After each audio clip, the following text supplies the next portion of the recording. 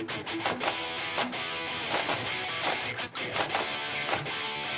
how's it going, everybody? It is the Fantasy Rugby Yanks. My name is Jared Dyke. I'm Ben Glauser. It is Tuesday again, and it is a very wet Tuesday here in Boston, unfortunately. Somebody decide and tell Mother Nature to just make up her damn mind. It was nice this weekend, and now it's cold. Yeah, it's May. Right. What the hell? It was summer for like 2 days, and now it's What back the to spring. I don't know. Yeah, so somebody making it up. So let's have a beer. Yeah, and of course we're recording just outside Boston, Massachusetts. Everybody, make sure you check us out on Google Play, Spotify, iTunes. Email the show. We did get an email actually, so we'll give you guys the lowdown on that. And we have, I'd say, one question from the Twitterverse that we can help out with as well. Well, we do like helping people. Yep. And it's nice that people are contacting us and not being abusive. Yeah. I still don't know what's Step one, don't be abused. All right, we accomplished step one. Yeah. Something's weird about that. We're on Twitter and not getting abused. I don't know if we're doing something right or wrong. I don't know. According to some people, it's wrong, but whatever. Those people might not be trusted. So, I mean, to nobody's surprise, it appears David Pocock will hang up his Super Rugby boots at the very least. He's played his last Super Rugby game. He's not going to play the rest of the season.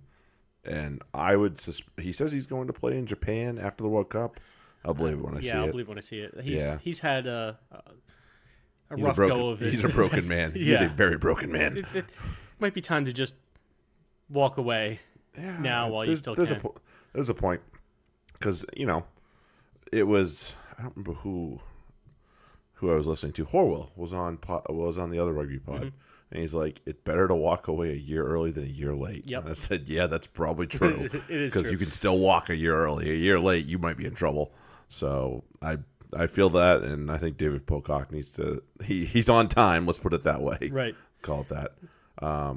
Other World Cup unfortunate news: Sean O'Brien's going to miss the World Cup after getting a nasty injury in the Pro 14 final. That is extremely unfortunate. Yeah. And that. That's going to be hard for Ireland to overcome. Except they have a ton of loose forwards that they can probably throw in there. He is a great loose forward. I'm not going to knock him, obviously. I think it is a big blow. The fact that they don't have Dan Levy on top of not having him, I think, is the big one. Dan Levy's a flipping great forward. He's a big old strong farm boy is what he is. And he'd be the obvious replacement, but he's hurt too. Mm-hmm. So, but I mean, for me in the back row, the guy that they can't lose is Omani.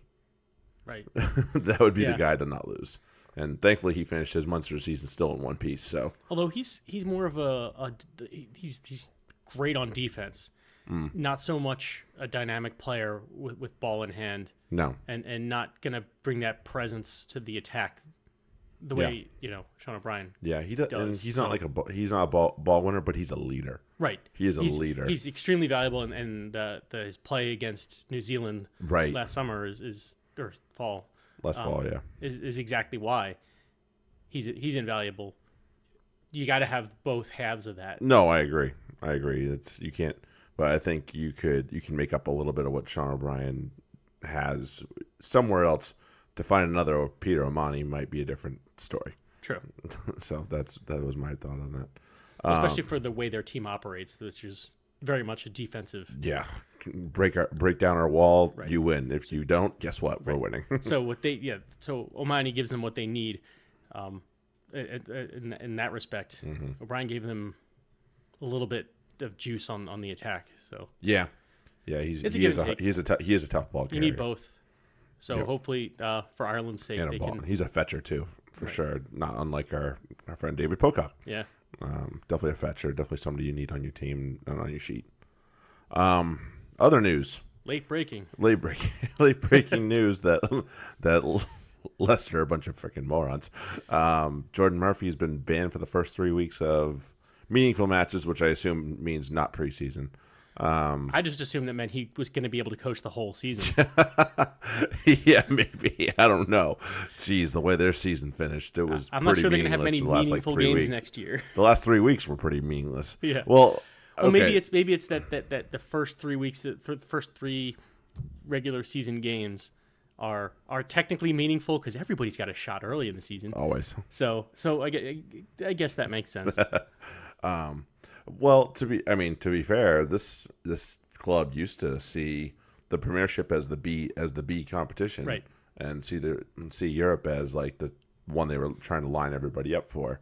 So, but those days have gone by. That's the past, man. Yeah, Live in the those now. days have very much gone by at this point, especially with their recruitment issues. Although apparently it sounds like they're trying to do some good recruiting, but I still think that they need to search within the league, search within obviously their own academy, in order to backfill some of the ranks. I think pulling in other talent from around the world is needed.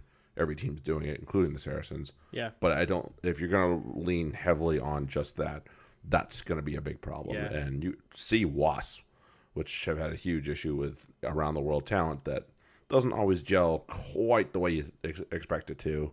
Yeah, well, all these teams that are pulling in otherworldly talent from literally other worlds, I can see that they're going to have some continuity issues like Sale.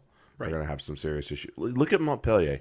They had a load of South Africans in their team. I think freaking one match they had like 10 in the starting lineup. I was like, something about this isn't right, and it didn't work. So, yeah, no. I think they need to take a hard look at. I think these teams need to take a hard look at how much recruitment they really want to do from around the world. I know some guys are chasing coin, and that's fine, but still. But to relate it to for our American listeners, it's a lot like you see some of the great NFL franchises and how they work with free agency, and it's that you use that to supplement your team. Yes. Not so much to build your team around. I've always been a bunch big of believer in that. free agents. Yep. So it's the same way with overseas players in rugby. They're good to have. You can get Depth. amazing talent and depth, that. but you can't make them that like the lifeblood of your team. No, hell no. Especially not with the academy systems and all this. Like these guys have put in blood, sweat, and tears over the years, and suddenly they lose their job to some guy comes in from overseas and fucks it up because he doesn't really care about the system. Yeah. And, case in point, when Northampton went down a few years ago, they had a hard split between the UK guys and the guys from beyond Europe. And it was like, it was really evident, and it divided the locker room, and guess what? They got relegated. Yeah. So, yeah, be a little wary when you do that. So that's just my thoughts. Premiership semifinals. Really, these were similar matches in terms of how they went. And competitiveness. In terms of, the lower seed started well, didn't start poorly, kept it interesting for a while and made us watch, but then just eventually faded. Couldn't hold on. Yeah, just a little too much to overwhelm. So starting with the Saracens match, when Nick Tompkins comes off the bench for your captain and scores a hat trick anyway. Right. Whoops. Tompkins comes on, and we're all kind of like, I don't know, like this, or not. Tompkins comes on, but Barrett goes off. That's it's less Tompkins coming on, but it's more Barrett going off. And you're like, oh shit, what's going to happen here? Mm-hmm. And that was right around the same time Slater went off. Yeah, for Gloucester. That so was it was just a bunch of injuries right around the same time. That obviously for Saracens it didn't affect them nearly as much. No, as it did Gloucester. Yeah. They both came off at 27 minutes basically. That's really unfortunate. I like me some Ed Slater too. So right. I saw him go off, and I'm like, oh, that's really unfortunate because, again, I like the guy, and I think he's a well-respected player in the league as well. So, and for good reason. Yeah, absolutely. So I felt a little bad for Slater. But, yeah, back to it. don't let Maro Itoje get loose, and that's a good start usually. He's finally evolving into that I'm going to take this for a run type player, which you'd seen flashes of it, and he's an incredibly selfless player, and generally I think he didn't until recently back himself enough and say, you know what, I can beat this one defender and then I'm going for a run. Now suddenly, I think it was a couple of weeks ago. I can't remember what it was, but I even mentioned it here. But some team pissed him off, and he was like, "Oh, okay. Well, now I'm just going to run at you and see what happens." And suddenly he broke the line and kept going. Probably, I think Wasp maybe. I thought it was, for some reason I think it was a Champions Cup match. Well, that would have been the semifinal against Munster. It might have been that, where he started, instead of throwing a pass that he normally throws, throwing a dummy, and then hitting the gap. Yeah. And that was evident in this match. He was ready to run. Yeah, he had his running shoes on. Yes, he did. He's I think youth sometimes does that to people, and he's still fairly young. He's incredibly young. So when you're that young, you have some confidence issues sometimes. Mm-hmm. So it's to be understood. Right. You don't want to be like, oh, it's the selfish versus selfless. You have guys like the Vunapolas, and the other back rows that Saris have, like Ray and Rhodey and those guys. You're like, yeah, I want to see them run. Yeah. I'll support them. Yeah. No, I belong right up alongside them as far as carries. Yeah, he could totally take some carries and be effective with it. Right. He just needs to believe it. And I think he's starting to believe. Right. Same. I think so too. Saracens take care of business 44-14. Do I remember that score correctly, or am I looking at it correctly? Yes, I am. 19. Damn. Sorry, Gloucester gave you one less try. Speaking of Gloucester tries, though, Ruan Dreyer continuing the theme of props that do well against the Saracens. Expert dummy. What a dummy he threw. Not bad for a firm rower. How you buy that as a I don't remember. Was it Goody? It must have been Goody. Might have been. He's still drunk from a couple weeks ago. But that was it was well done. You kind of don't expect a prop to throw a dummy like that. So indeed, good job to him. Yeah, right. But I mean, they started hot. Ben Morgan over in the corner. Yeah, that was a worrying start. I was like, oh, we're gonna do this now, huh? And it was fascinating to me because that's the one weakness that the Saracens had in that type of defense. They really shut down the and as we've been noting, I've been noting anyway, Gloucester kind of has one play that they love to run, which is that blockers line. They do it all the time. Get something out the back. And going out the back. And Sarri said, we're stopping that. We're going to make you go to a second figure something idea. Else, guys. And that's what they did. They ran something that looked just like they were going to run a double blockers. And instead of throwing that second pass, they hit an inside ball. And that, I don't remember who it was who came through there. Because Morgan finished it, but it wasn't him. Right. It was somebody else coming through. Might have been Atkinson, maybe. It may have been. But that line, he went right underneath all of the Sarri's defenders who had come up to guard against that out the back pass. And boom, now he's behind the defense and it's on. Yep. And that's a hard pass to make because it's so easy to throw that forward. Oh, very. Very, very. If you don't time it well and the other guy's impatient on top of it, it's like ends poorly for a lot of reasons. And that was very well done and a good line. Put it right in the corner. Yep. Yeah. So, big Ben Morgan. Yeah, you're not going to stop him. Good luck stopping him from 5 meters out. It doesn't usually work, especially if he's got a head of steam. Very, very good match from him. I mean, he did what he could. There's only so much you can do when your team just feels like it's overwhelmed. Because then the Saracens pegged back almost immediately with Sean Maitland in the corner right off the kickoff. From Owen Farrell. It's just I mean, the guys that they needed to stepped up. With Barrett's absent, both centers stepped up huge. Not only Tompkins, but Lazowski did too. He was making a lot of plays and creating a lot of havoc for Gloucester. So both centers played very well, and considering that their captain is their center, it was great to see them step up and say, "Yeah, we got you, Cap. No big deal." we'll carry this home. But yeah, big gains for the big names that you expect in the Saracens shirt. Jinx didn't have his best line-out throwing day. He was having probably the worst day. He was hurt shoulder. early. His shoulder was bugging him. Probably a stinger or something like that. Right, so it took him 2 or 3 throws to get into it. Yeah, and even that didn't hit him all. No. Yeah, thankfully, this got a little out of hand early, so they could bring Joe Gray on and get some ice on him. Yeah. I would suspect he'll be available. Barrett's probably the race for fitness. We'll see what happens. We'll see. Hamstrings a little bit dicey at best. So we'll see what happens. Yeah, you don't want to re-aggravate. You don't want to lose a guy like 5 minutes into a match. No, it's the worst. You might as well just keep him out and have a sub ready to go. So McCall's going to have some decisions to make probably this weekend. Indeed. Saracens 44, Gloucester 19. Saracens go to Twickenham for the second year in a row.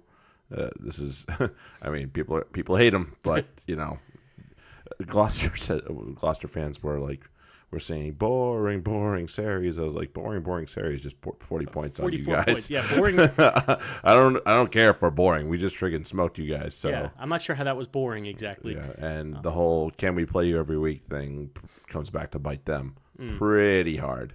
Sorry, guys. And then the other one, Exeter Northampton. It was somewhat tight for a little while. Did it get to 12-14 or something like that after Northampton got their penalty try? Yeah. But then it was 14-7 and okay. Yeah, and then there was another try. There was another try. Yeah. So then they scored. Tuala scored. Right. Off one of O'Flaherty had a yellow. So. Yep. Yeah, they had 2 tries in 2 minutes. Northampton did to kind of bring them back into the match for a little bit. But then that was the last points they scored. That was the end. Exeter just kind of exited the hell out of them and suffocated the life out of the game. Played some amazing defense, but it just never looked like Northampton knew what the fuck they were doing, honestly. Yeah. They were back to no Reece Marshall in this game, unfortunately. That was a kicker, and then Fish had to come off fairly early. David Pocock came on probably a lot earlier than they wanted to. I'm not sure they were ready to bring him on. But they did make it interesting, but in the end, Joe Simmons had himself a great game. He had a very, very good game. He was not to throw anybody under the bus. I'd say he's the reason they lost the final last year because he didn't play very well, and we took advantage of that. They turned it on eventually, but certainly Steenson coming on helped them get going again. But yeah, I'd say he's the reason that we won it last year because Simmons had a very, very poor start. I'm not sure that's going to be the case this time around. I wouldn't bank on it. I'm not. I'm definitely not. No. Very, very good performance from Exeter. They look as class as they ever do, and it's setting up a hell of a final. It's the final everybody thought it would be. I know it's boring as shit because it was the same final as last year. It's the exact same final with Saracens being the 2 and Exeter being the 1. But, I wouldn't expect the same exact things to happen. Obviously, it's why you play the damn game. Right. But and I understand people's like, oh, this is so boring. It's like, well, if it's so damn boring, have your teams rock the fuck up and freaking beat one of these teams, would you? They're not doing anything. Neither Saracens nor Exeter do anything that no other team can do. They play very sound, disciplined rugby, but they're also very aggressive in how they do it. Oh, so you can be aggressive. 100% the key. You can be creative while maintaining discipline. Yeah, that's the thing. A lot of creativity comes from ill discipline, or people don't know how to do one without the other. And I was like, yeah, you don't just chuck the ball around, but you also don't just go one pass and eat it. That doesn't work well either. No, it doesn't. You gotta find a happy medium because, the New Zealand style, some of those teams, look at how the Chiefs play. They're very loose with the ball, not terribly disciplined on defense, and sometimes it works out great. Right. But when it doesn't, it looks really bad, and that's when we talk about. I did also notice that we didn't talk about bad sips that much for the last at least third of the season, if not half. maybe Yeah, longer. he hasn't been amazing. No, he hasn't been amazing, but he also hasn't been looking like he's just chucking the ball all over the No, place. that's really bad Sips. His players or his supporting teammates, they either figured out how to work together or he figured out how to work with them, or probably a little bit of both. Probably a little bit of both. And that, so they kind of knew what to expect. It's a lot of, oh, I didn't know he was going to throw that pass. Good. Good. Well, you're not supposed to. Yeah. But be ready for it. Yes. Yeah. Never a dummy, always an option. Right. So, the things that Exeter do and Saracens do might not be sexy all the time. No. But sometimes they are. There's a lot of there's a little bit of champagne thrown in there. Let's be real about that this. Maitland try. Yeah. That was beautiful. That's There was nowhere for Farrell to go. And he's just like, you know what? I'll chip it ahead. See what happens. Yeah, Maitland's got a head of steam. There's nobody there. So it's not like he had to. It's a kind bounce. Right. That's all it came down to was if this bounces just right, or if this doesn't bounce wrong. Yeah. There's like 50 ways this could go right, maybe like 5 that could go wrong. So yeah. Play the odds. Just go this through, put this through, and it ended up a try. So yeah. That's not. That's still disciplined because again, you're making the smart decision. What's the worst thing that happens? It goes into touch on the opponent 5. Right. Like, oh, boo fucking who? Yeah. So they have to hoof it out and send it back to Good or Sanjay or whatever. Right. I'll take those odds. Yeah, same. I'm good. Sips gave a hell of an effort on the Liam Williams try though. Almost bumped him out, but Williams got it down in enough time. But I'll give Sips that he's not known for the defense. No, I thought he did a good job in defense though. Yeah, certainly wasn't a liability. No, he wasn't the liability. One thing I will say about the Exeter match is it was good to see, and he came back the last couple matches as well. Sam Simmons, yes, back on the field, and he got over the line. Yes, he did. On top of that, his brother converted it. If people had this conversation at the beginning of the season, who's on the plane? He's on the plane. Right now, it's more about him getting fit. And can he be fit and can he contribute? Because, he can't even wrestle the starting spot back away from Kvesic. Or at least, or one of the other loose forwards. He's still coming back to, he's still not quite to form. Yeah. So, it wasn't exactly It's a knee. Right. It's a knee. It's not fun. No, it's not. There's 0% fun in that. No. So, it affects everything. Yeah, no kidding. So you gotta cutting, especially something that he does well, which is cutting. Right. Especially for a big guy like his size. Yeah. So it's gonna take him a little while, but it's assuming he's back to form in a few months. Yeah, he's got to be on the plane. I would assume he's on the plane. Has to be. Yeah. So glad to see you back, Sam Simmons. I wish you had held off a little bit longer, but I'm not gonna be pissed that you returned from a knee injury because that was pretty bad. Back to the Down Under. Only 2 matches in the Premiership this weekend. Kind of weird. To the Down Under for sure. Your boys rocked up and put a W up against the Reds as we thought they might. Reds did not show anything particularly good, to tell you the God's honest truth. But what the hell's the guy? What's the guy's name? Soakula or something like that. So like Loto. Soakula. I can't read. I can't pronounce these names. he's very good. Somewhat new to the team. Soakula. Oh, the Chiefs. Okay, yeah, I was looking at the Reds. No, for the Chiefs. He seemed to be the one taking charge of the ball there. He was very good. Not somebody that I know particularly a lot about, but in the absence of some of the other guys that have been out, including Sam Kane, who is back. Nice to see him. It is good to see him. Especially after a neck injury. That's never fun. So it was good to have him back on the field for everybody, but obviously no Brody Retallick. That's been a big been a big problem. Yeah, too many injuries, and that was it's unfair to not make or at least not recognize that no Retallick. No Damien Mack. No McKenzie. That's a problem. No Sam Kane. Yeah. Those things, they matter. They do. Bit. They absolutely do. A little bit. Tyler Ardron, who's a very dynamic forward in his own right, has been forced into the second row because of no Brody Retallick, and it's had the knock-on effect on this team that they need to, they need to find a way to fill that second row role, and it's unfortunate that it's had to be somebody as good as Tyler Ardron. But it's been a tough old campaign for the Chiefs. But they did get over the line. So cool got over the line on a bit of a loose play, counterattack that went right for them and very wrong for the Reds. They haven't had Reds have been a little bit out of sorts without Hamish Stewart. I won't say that that's the reason that they're playing not so well, but that's definitely been a knock-on effect. They had to bring in McGath or something like that, McGarth.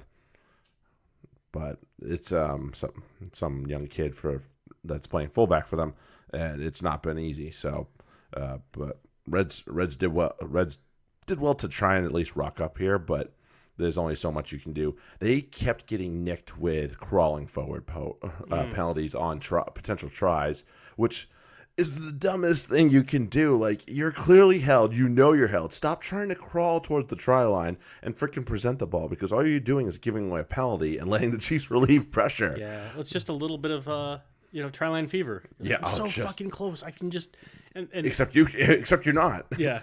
And guys will propel them.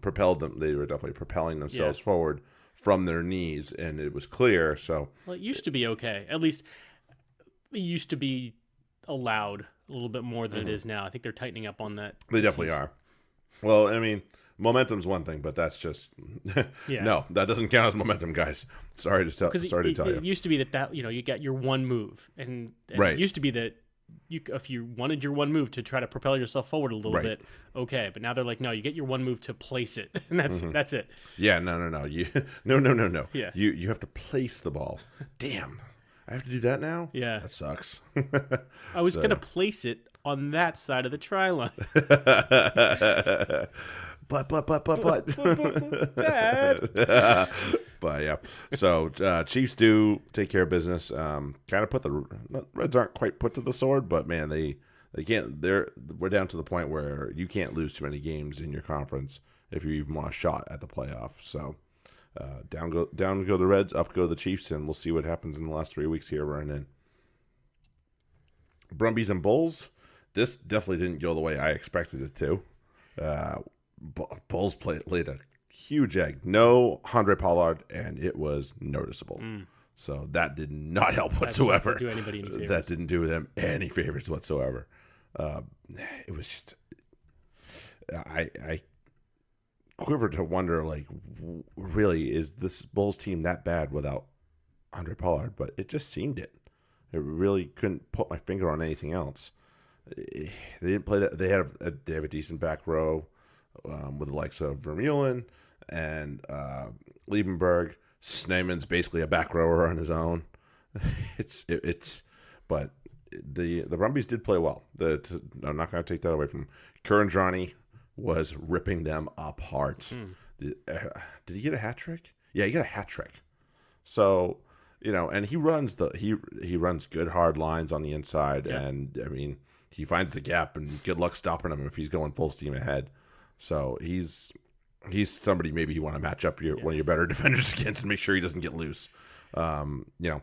And I understand sometimes, a cheeky offload that he wraps around on is one thing, but there's at least one that I remember he ran a really hard. I think it was a really hard unders line, and just cut through him. I was like, "You're funny if you think you're gonna stop that." So it was he had himself a stormer. Certainly putting himself on a plane to Australia. I don't see why not. He and Karevi very well could be their 1-2 center partnership. Granted, those are two very similar players, but I have a hard time finding a place. Oh, I guess maybe you could see like Hodge or Hegarty on the outside. That would probably be the only thing that I could think of. Yeah. But those two definitely need to be on the plane, even if they're just interchangeable guys. Yes. They're too good. So yeah, Brumbies take care of business 22-10 over the Bulls, and Bulls are in trouble because the leaders in the South Africa Conference did win this week. So. And the second leaders in the South Africa Conference won this week as well. So they got overtaken. Yep. So Bulls need to rock up and strap up for 3 weeks here. Rebels and Sunwolves. Whew, my God, there was a small earthquake in this game.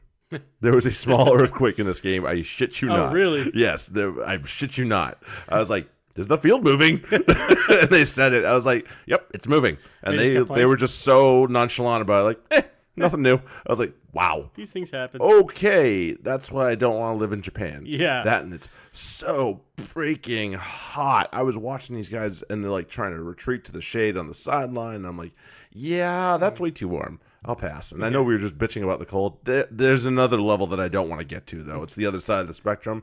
Yeah, they were way on the other side of the spectrum. No, thank you. I'll pass. You can always put more clothes on. Yeah, that's true. You can't take any off. No. Well, to a certain point. Once you're down to your skibbies, you're done. That's it. That's all you got. There ain't no more. But in other news, there was a game. Marika Karabetti turned on his happy life and just tore these guys apart. Was running, just seemed to be running through them at will.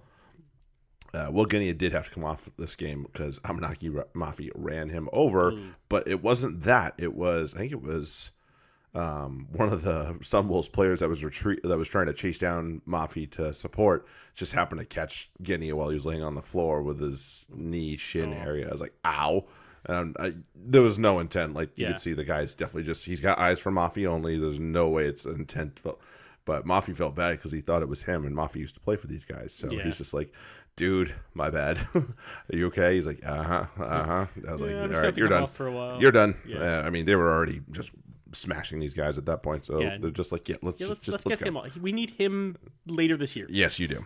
Yeah. So Rebels take care of business 52-7, bring the bonus point home, which was a huge thing for them because they need to obviously keep pace with the Brumbies, certainly until they get one more matchup with them, and I think that's going to basically decide the Australian Conference. It will, yeah. Yeah, that's pretty much what it'll come down to. There's that much difference between them now and the Taz. Right. So the Brumbies and Rebels are both at Brumbies 34 points, Rebels 33, the Taz are at 26. Now the Taz could get themselves back into it. But we can't really. I struggle to see them finding a way. Don't think it's going to happen. It could happen. Could. But it's good. Basically, it's between the Brumbies and the Rebels. Right. Agreed. Crusaders and Blues. You know, looking at this score, you don't know it, but I thought the Blues had this. I thought the Blues had this. So at halftime, I was thinking to myself, this is one of those typical matches where, and you see it from the Crusaders a lot, and teams like them, where it's close at half, but you're like, it's not going to be this close. Like they're just going to the Crusaders are either biding their time or they're probing the Blues defense. And now they found it, and they're going to put like 50 up in the second half. That's what I thought was going to happen. Didn't happen that way. No, Blues defense rocked up. Yeah, they played some, and they were. The Crusaders scored 6 points after halftime. Yeah, they were good, they were camped in their own end for a long damn time too. Well, there was at some point the stat was like Crusaders 5 minutes and 23 seconds in opponents 22, Blues 23 seconds. Right, I was like, damn, that doesn't seem good. Right, especially for as close as the score was. Although the odd part of that was that the most time of any of the match play in any zone was in the Crusaders and the Crusaders defensive end of the field, just outside the 22. So it was between the Crusaders 22 and midfield was where the most action had happened. I mean, really the majority of it though was in the Blues end of the field. Yeah, they were kind of. But I was just like, there's so much. There was that much time played in that spot. I didn't really remember because all I remembered was the Crusaders deep in the Blues end. Yeah, just kind of hanging out. Yeah. I thought he isn't getting a lot of starts. I thought Scott Scrafton had a really, really shit match for the Blues. Their second row, not named Tuipulotu. He seemed to just be getting it wrong left and right, and that's probably the reason that he doesn't get a lot of starts. Right. Honestly, I remember just shaking my head very often and being like, "Oh, it's Scrafton again." So maybe he needs to go back into the recycle pile. Yeah, you know. But that Moanga try though that was called back looked amazing. Yeah, it looked like a fantastic try, and then they showed like the first clip of the replay is him like 10 meters in front of the kick. I was like, that ain't gonna work. Coming back. That's not gonna work. The Brent Hall try was very nice though. A little chip chase. Yeah. Ryan Karate dished. It was very good. It was. I mean, yeah. Ryan Karate's kind of good too. He's okay. But yeah, I would. I'd say I'd feel proud if I was a Blues fan, but at the same time, like, they blew some opportunities. Like, whenever they would get inside the Crusaders 22, I'm thinking, all right, you got to go for corner, or you got to get something here. You have to get points. Not Harry Plummer's best kicking day, not Oteri Black's best kicking day.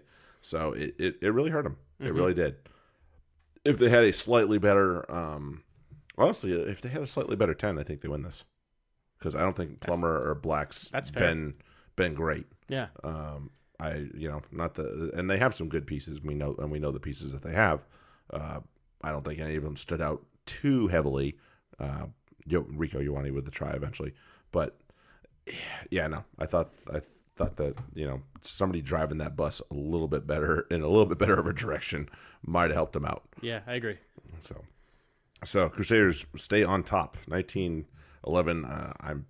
I think it's confirmed at this point that unless they really shit the bed in the next 3 weeks, the road to the Super Rugby Championship is going to go through Canterbury and destroy. Yeah, I don't think there's any other way. Nah, it's going to be not happening.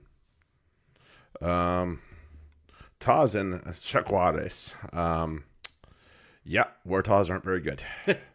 Curtis Rona had a very nice looking try. I will say that. Dude runs hard lines. Dude runs some really hard lines, and I like the way he goes about it. There was a point though that really just baffled me, and I think it was before the Jaguars got out of reach, and it was still within the last 10 minutes. And the Wartahs had just run their best back play. It was funny, the commentary just called it. They're like, run your best back play and see if you can get out. They basically had to go the distance. And they did a damn good job of getting a break. And I'm watching Bernard Foley run, and I'm thinking, give it. Held on to it. Tackled, and they eventually turned it over. I was like, fuck all. Yeah. What's wrong with you? You're supposed to be Australia's fly half. Come on, man. You got to give that. I think he's faster than Quade Cooper, so that's probably the one up on him. But man, you got to give that. Yeah. You got to I think it was Rona actually on the corner, and I'm like, dude, you got to give that. Give it. I understand, dude. You have nothing to lose. Right. Don't freaking eat that ball. You have a corner. You've gotten the corner, and I know the Jaguars are usually pretty good about defense and playing very well in the loose, but. You've gotten the corner. You've gotten the line. Now it's broken. Let's go. Give it to your finisher. Oh yeah, definitely, and support him. That's it. Like do your job. And if your job is not finisher, if you have a finisher and he's in support of you, why don't you give him the ball? Yeah. Phipps had a try called back correctly. The guy that had offloaded the ball to either him or the person that gave it to him was ruled in touch. Ooh. And I think the referee had I think the AR had been knocked around or something like that by a couple players and just couldn't see it, and the referee had his vision blocked. But the miracle of TMO comes into play, and we get the call right because he was definitely in touch. I was like, that's touch. And when Phipps got over, I'm like, okay, we might have something here, but I wonder about that sideline incident there. Yeah, sure enough, he was in touch. I was like, oops, about that. Sorry, I put that out in the universe. Yeah. So, Jaguars continue to play very well. Miotti plays very well for a youngin. He's not that old, but they have a lot of experience in that pack between guys like Creevy and Leguizamon and Kramer. And there was some comment made by, I think it was Australian media, about how this team shouldn't be in the comp. Yeah. And I was like, shut up. It's a national team. Shut up. Listen, you've already gotten rid of the Sunwolves incorrectly, assholes. Keep this team if you know what's good for you. If you want your league to succeed, keep this team. I'm sorry that they're bending over some of the shittier teams in the universe. You know whose problem that is? The shittier teams. Yeah. Get better. Right. Get good. Sucks to suck. I get it. But, and the Taz... I mean, they're not the worst, but I mean, there's a big gap between them and the best. So instead of whining that some other team's better than you, get better. Right. And I've noticed that the Waratah's answer to Hannigan is to pop him into the second row because he just hasn't played well as a back rower. He should play. He's a big boy. Mm-hmm. He's a big, strong guy, and he just doesn't play like it. So, and I know how to, Listen, I'm the most useless, big, strong guy you ever see in your life. Guess where they stuck me? Second row. Right. You know, I know that, but that's what they do with big, strong guys. They're just kind of dirt. You know, you'll never be high quality international, but you can be a good club professional guy. Yeah. So you know, that's probably where Nick Hannigan's going to make his life until he figures out how to be a big, strong ball carrier like he should be. Stormers and Highlanders.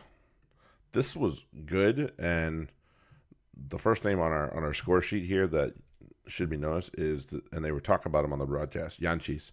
He was a problem, and he came out of nowhere this year. He was a young scrum half. Nobody really knew a whole lot about him, but you know the Stormers obviously knew everything about him because they were just like, we're gonna lean on you this year, and he's been very, very good for them. So. If there weren't a ton of South African scrum halves out there already, I'd say he might be on the plane to Japan, but he's at least a part of the – I'd say there's a green shirt in his future, just not this year. Yeah. So, but I like the way the kid plays. He plays with a lot of fire. He plays with a lot of he definitely gets this team going when they need to get going. So I like the guy for a scrum half especially.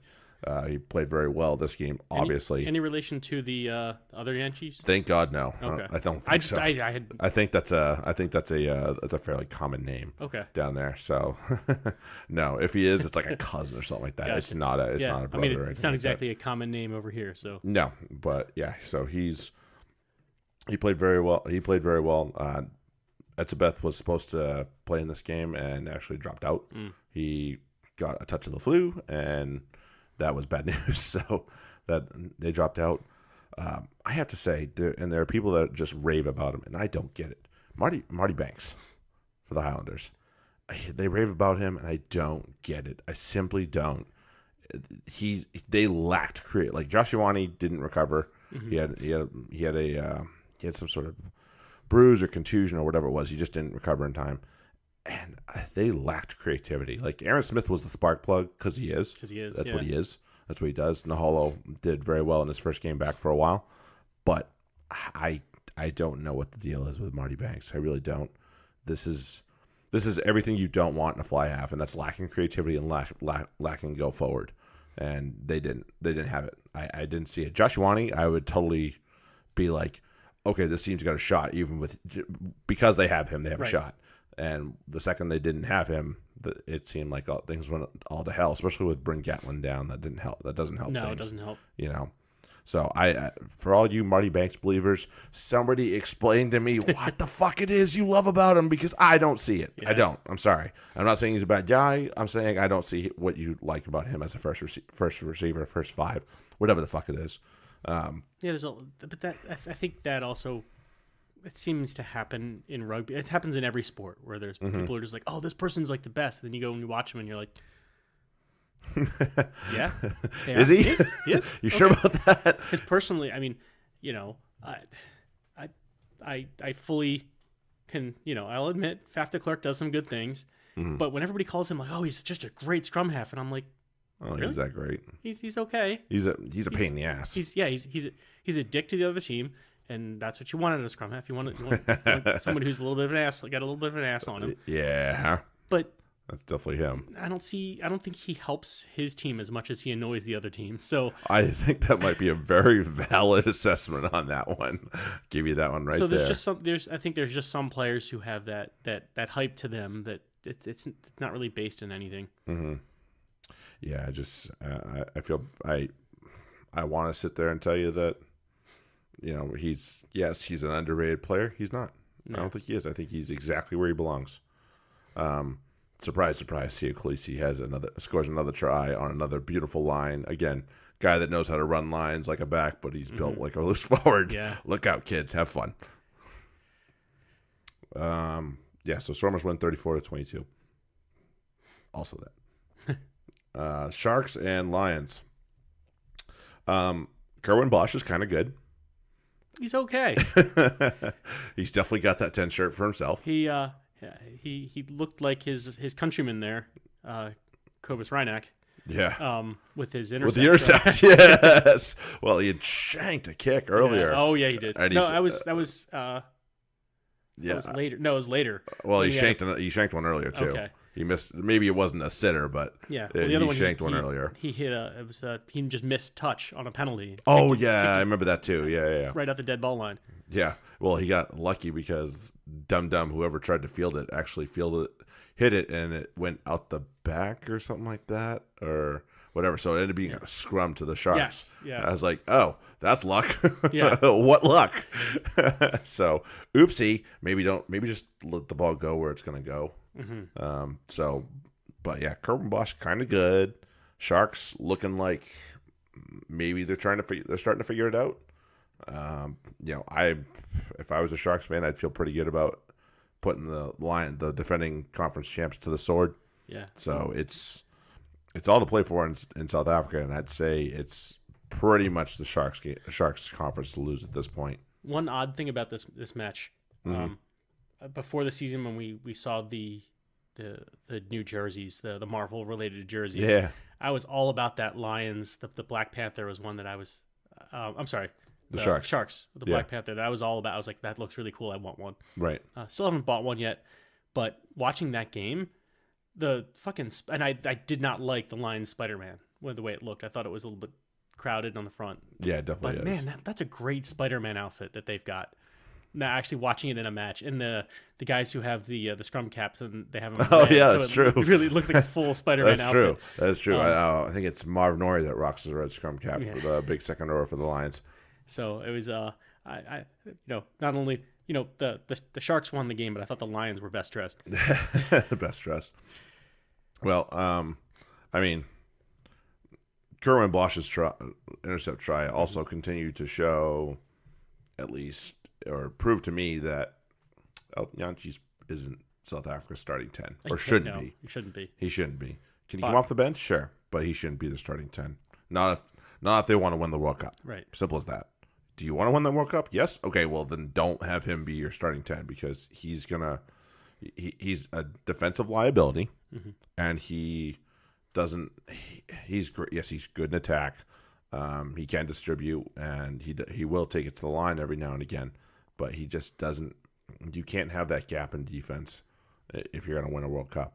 And most 10s that are worth a damn that are on a World Cup team can pummel you just as well as like a loose forward. And so I would for awesome players in this match who are not named Kerwin Bosch. There were two that easily stood out for me.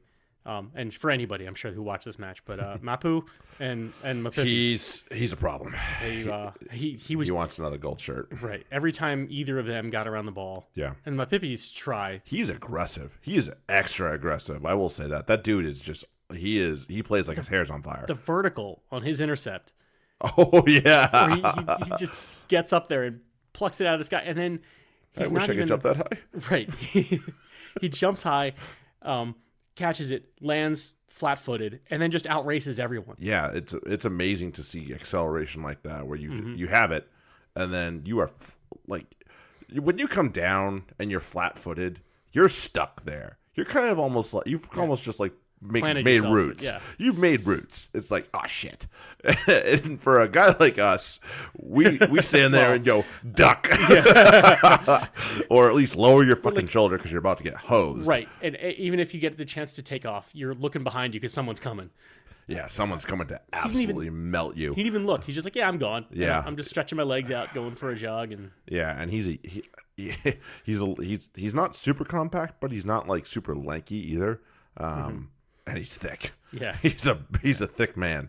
So, but Sharks do the job in front of the home crowd, and they take care of business 27-17, and they vault themselves to the top of the South Africa Conference, and they are definitely in the driver's seat for a home playoff, and obviously to also win the South Africa Conference and get into the playoff. Oh, good Lord. Okay. And can we give a shout out real quick to, because I know we've kind of gone through the professional rugby 15s. Quick shout out to USA Rugby for their sevens program, for qualifying for the World Cup and for the Olympics. I'm sorry, Olympics. Yeah, that one. And not only that, but medaling in 7 of 9 tournaments. Yeah, this season. Amazing. amazing.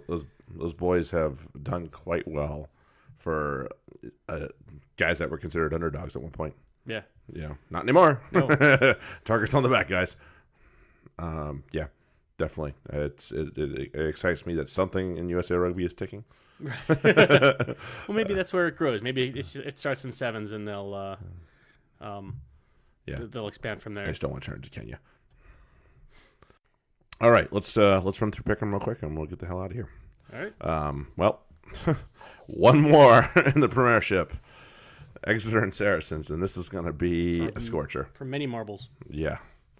So for me, I'm as a Saracens fan, I'm happy we got here. We already have a trophy, and this is all gravy from here. But I still want to bloody win the damn game. Right. So I am going to back the boys. I am nervous because this is the exact same thing we played last year. Mm-hmm. The only other game where we didn't put up the shags against them, a.k.a. the game we played at Sandy Park early in the year, we lost. Mm-hmm. And it wasn't a convincing loss, but it certainly wasn't a loss that I was okay with. So I am worried. But obviously this is a Saracens team that's very much on a high, but so is Exeter. So it's going to be a great game either way.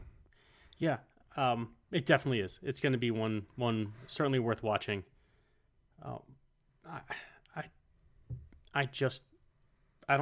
The Saracens are playing such amazing rugby right now.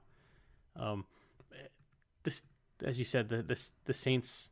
Although we can talk about the Saints. We can talk about Gloucester.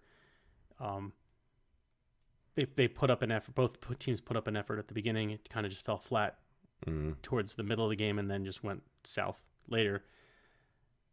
I love the way the Saracens are playing. Again, they're really mixing in that creativity with that discipline. Mm-hmm. To me, a little bit better than Exeter does. Who kind of they do some interesting things with the ball. They do some fun stuff. I'm not big on, for some reason I'm not really terribly big on many centers in the Premiership. Mm-hmm. And Devoto and Slade they're solid. They're very good, but they're not world beaters. Devoto's not. I don't think they're going to put too much. Neither of those two, Slade certainly more than Devoto, are going to put not too much stress on the Saracens' defense, other than physicality. Right. So, I think it's going to be close. It's not going to be a walk. Certainly not. No, either way. But I think Saracens are the ones who are going to come away with this. Another winner medal goes to North London. And I can only hope. Alex Good does not take his kid off for another basically 6 weeks until the World Cup. All right, and then let's go down under. It's squeaky bum time down here. We got 3 weeks to go in Super Rugby competition, and there's a lot of do or die time going around here. Blues and Bulls. Bulls coming off a really not pretty game in Australia. So I'm wondering, what their psyche's going to be like. But the Bulls need this a lot more than the Blues do. Yeah. Well, in order to keep pace, that's for sure. Right. Well, okay. So of the two teams, the Bulls have a shot at the top of the table. Right. Blues not so much. So just by virtue of the, again, we don't know this. The squads aren't named yet. No. So just by virtue of desperation at this point of the season, I'm going to go with the Bulls. Fair enough. I would take the Blues if they had a better fly half. Because after last week, right. they showed some cojones. But I'm gonna go with the Bulls. Andre Pollard's probably gonna be back, and that'll be enough for me to say, yep, that's it. Rebels and Waratahs. Neither team's played amazingly, although the Rebels just got a nice confidence boost by absolutely rinsing the Sunwolves. Waratahs just got beat by the Jaguars and didn't play particularly well and had a lot of blunders where they didn't need the blunders at key moments. I think the short version of this is that the Rebels are good and the Waratahs are not. Yep. So I'm going to go with the and they're in Melbourne. Right. So that doesn't help for the Waratahs. So I'm with you on the Rebels too. Sunwolves and Brumbies in Japan. or in Asia at least. Yeah. Depends on. I think this match depends entirely on how much you don't have, how much confidence you have on the Brumbies, and how much you don't have in the Sunwolves. Right. Right. And that's the problem. I don't have a hell of a lot of confidence in the Brumbies. Neither do I. I don't have any confidence in the Sunwolves. Yeah. But the Sunwolves are at home, so that there's a lot of layers to this. Mm-hmm. But I don't think you're not gonna lose money by betting against the Sunwolves too often. So I'm gonna go with the Brumbies. Okay. I think the Sunwolves are due. And I don't know if the heat will get to the Brumbies like it did the Rebels. Maybe it does, maybe it doesn't. Mm-hmm. The Sunwolves have had a couple stinkers in a row. Tony Brown left the team to go prep for the World Cup for Japan, so he's left his assistants in charge. So I think they're just trying to get their bearings now. But I'm going to go with it. They're usually good for a performance now and again, and I think it's that time where it's again Chiefs and Crusaders. Your boys at home against potentially the best team in Super Rugby. Right. I don't know what to tell you about that, dude. Well, I think I'm going back to my earlier short version analysis, which is the Crusaders are good and the Chiefs are not. Yeah. Yeah, Crusaders it is. Even if Mwanga doesn't play, their backup guy's not bad either. So Hunt, I think, yeah. Yeah, they'll be okay. Yeah. Reds and Jaguars. One team's hot, one team's not. I'm going to go with the team that's hot. Yeah. And that would be the Jags. Yeah, I am going to agree with that. Yep. Come on. Sharks and Hurricanes. Sharks. These Hurricanes are just so flippin' unpredictable. They're rested. I think they traveled early, so they'll be okay. They typically don't do phenomenal in South Africa, but I am going to back my guys and go with the Hurricanes because we need this to kind of just solidify ourselves into that quarterfinal. Yeah, and I'm going to go with the Sharks. Yeah, they also need it. So this should actually be a fairly good game. Mm-hmm. And the Lions and the Stormers. The Lions all but eliminated themselves by losing the other week. Right. This is the shit matchup this week. It is. Where there's no good teams. You can't say the Lions are good and the Stormers are not, or the Stormers are good and the Lions are not. No, they're both bottom of the table. Well, at least for South Africa. Of the conference, yeah. I'm going to flip the coin and have it land on the home squad. Okay. I will back the captain of the Springboks, Sia Khaleesi, and pick the Stormers. Granted, they're away from home, and I'm probably going to regret that, but I don't care. I think your lead is safe, so... Yeah, with 3 weeks to go in Super Rugby plus playoff, we'll see. But yeah.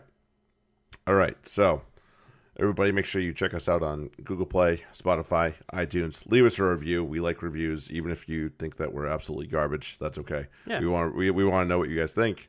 Email the show, fantasyrugbypodcast@gmail.com. We like emails. Again, even if you just want to berate us, it's okay. We'll have our fun with it just the same. Listen, whether the show says 1 star or 5 stars on it doesn't give a shit to us. So right. We're not doing this for that, I promise. We just want to know what you guys think. That's all. Yeah, all right. that's all. But other than that, enjoy the Premiership final. If you're not watching the Premiership final, what the hell's wrong with you? Even if you hate English rugby, watch the damn thing. Okay? It'll be a good match. It'll be worth fine. it. Yeah, it'll be worth it. Other than that, we will catch you guys next week, and everybody have a good weekend. Good. Later.